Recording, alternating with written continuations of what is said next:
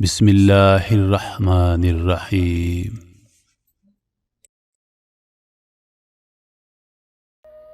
السلام علیکم محترم خواتین و حضرات، میں ہوں روہیل خان اور آپ دیکھ رہے ہیں روہیل وائس چینل۔ محترم خواتین و حضرات، تمام وزیر میدان میں تیر اندازی کی مشق کر رہے تھے۔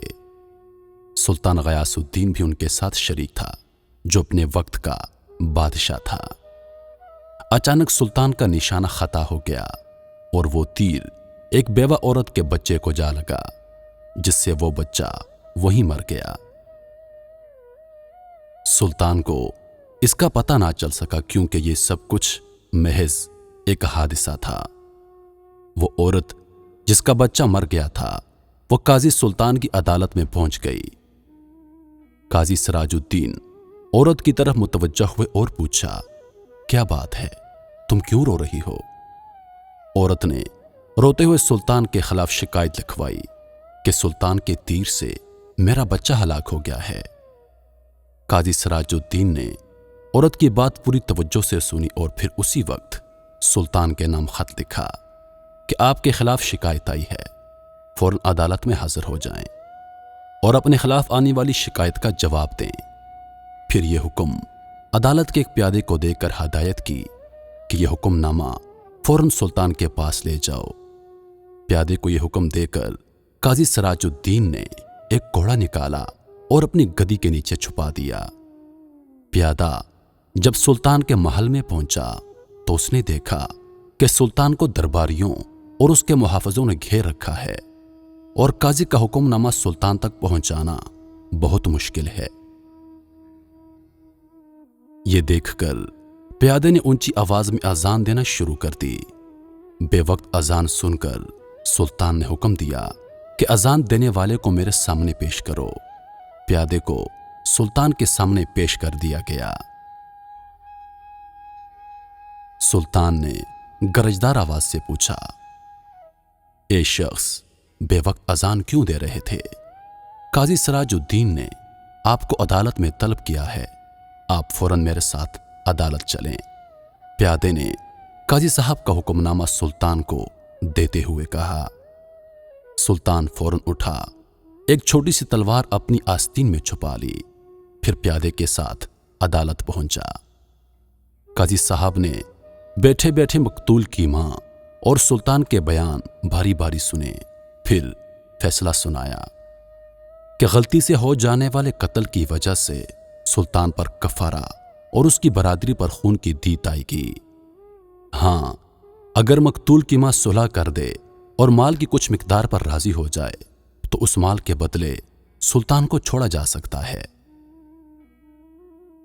سلطان نے لڑکی کی ماں کے ساتھ صلح کر کے اس کو بہت سے مال پر راضی کر لیا۔ قاضی نے عورت سے پوچھا کہ آپ راضی ہو گئیں؟ عورت نے جواب دیا، جی ہاں، میں راضی ہو گئی ہوں۔ اب قاضی سلطان کی تعظیم کے لیے اپنی جگہ سے اٹھا اور اپنی جگہ پر سلطان کو بٹھا دیا، کیونکہ ابھی تک سلطان عدالت میں ایک مجرم تھا اور صلح ہو جانے کے بعد جب کہ یہ کیس ختم ہو گیا تو سلطان اب ایک بادشاہ تھا، اور جب کہ اس کی حیثیت بادشاہ کی تھی تو اس لیے قاضی نے اسے اپنی جگہ پر بٹھا دیا۔ سلطان نے بغل سے تلوار نکال کر قاضی سراج الدین کو دکھاتے ہوئے کہا، اگر آپ میری بادشاہت کو مد نظر رکھتے ہوئے فیصلہ میرے حق میں سناتے اور میری ذرا سی بھی رعایت کرتے تو میں اس تلوار سے آپ کی گردن اڑا دیتا۔ قاضی صاحب نے بھی اپنی گدی کے نیچے سے کوڑا نکال کر سلطان کو دکھاتے ہوئے کہا، اور اگر آپ شریعت کا حکم ماننے سے ذرا بھی ہچکچاتے اور انکار کرتے تو میں اس کوڑے سے آپ کی خبر لیتا۔ بے شک یہ ہم دونوں کا امتحان تھا۔ محترم خواتین و حضرات، ایسے بھی حکمران تھے اور ایسے عادل منصفین بھی تھے۔ آج ہمارے معاشرے پہ نظر دوڑائیں تو یہاں غریب کو مارنا اور ایک چڑیا کو مارنا شاید بالکل برابر ہے۔ ثانیہ ماڈل ٹاؤن کو دیکھیے، درجنوں انسانوں کا قتل ہو گیا لیکن کسی نے پوچھا تک نہیں۔ ان کے قاتل آج بھی آزاد گھوم رہے ہیں۔ کیوں؟ کیونکہ وہ طاقتور ہیں۔ میرے محترم عزیزو، اسی طرح کے درجنوں کیس ہر سال ہمارے ملک میں ہوتے ہیں کہ ایک طاقتور نے غریب کو قتل کر دیا، لیکن اس کو سزا نہیں ملی کیونکہ وہ ایک طاقتور ہے۔ اور ہمارے ملک میں طاقتور کو سزا نہیں دی جاتی۔ یہاں قانون صرف اور صرف غریب کے لیے ہے اور غریب پہ اپلائی ہوتا ہے۔ روہیل خان کو دیجیے اجازت، اس امید کے ساتھ کہ اگلی بار ایک اور ویڈیو لے کر آپ کی خدمت میں حاضر ہوں گا۔ تب تک کے لیے خدا حافظ۔ اللہ پاک آپ سب کا حافظ و نگہبان۔ وعلیکم السلام۔